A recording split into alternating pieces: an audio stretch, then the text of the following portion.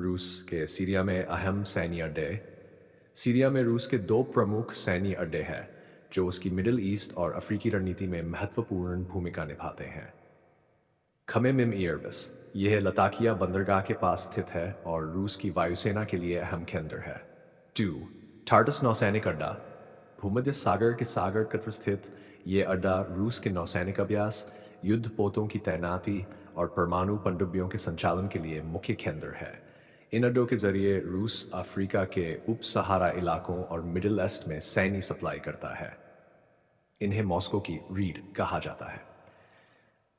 12 दिसंबर 2004 को बशर अल असद के सत्ता छोड़ने के बाद सीरिया में सत्ता का परिवर्तन हुआ।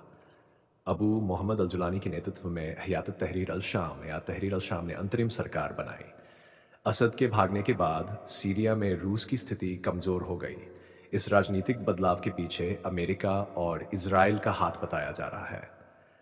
इजराइल ने सीरिया में 600 से ज्यादा हवाई हमले किए, जिनमें कई सैन्य ठिकाने तबाह हुए। जुलानी का रुख रूस के प्रति। नए सीरियाई नेतृत्व ने रूस के प्रति संतुलित रवैया अपनाने की कोशिश की है।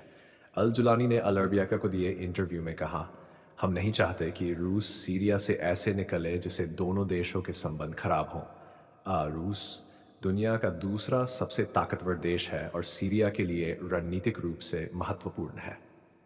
जुलानी ने रूस के साथ द्विपक्षीय संबंध बनाए रखने पर जोर दिया।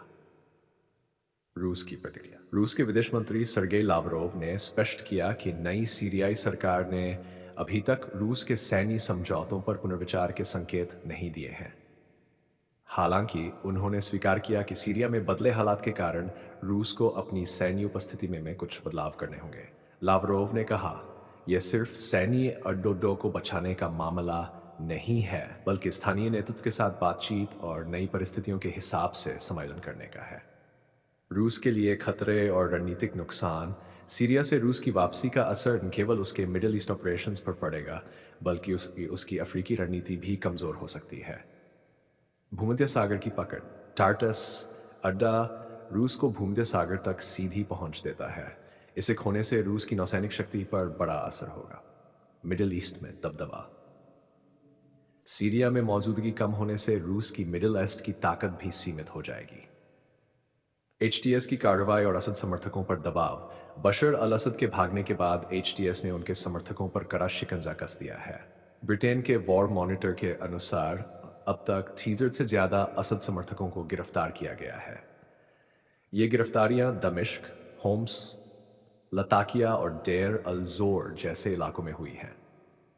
गिरफ्तार किए गए लोग असद के करीबी सरकारी सैनिक, खुफिया एजेंट और पूर्व सैन्यकर्मी हैं। निष्कर्ष, सीरिया में रूस की सैन्य मौजूदगी अब राजनीतिक और कूटनीतिक अनिश्चितताओं से घिरी हुई है। जहां एक तरफ नई सीरियाई सरकार रूस से संबंध बिगाड़ना नहीं चाहती, वहीं अमेरिका और इजराइल का दखल रूस के लिए बड़ा खतरा बन गया है। आने वाले दिनों में ये देखना दिलचस्प होगा कि रूस अपनी रणनीतिक पकड़ को बनाए रखने के लिए क्या कदम उठाता है।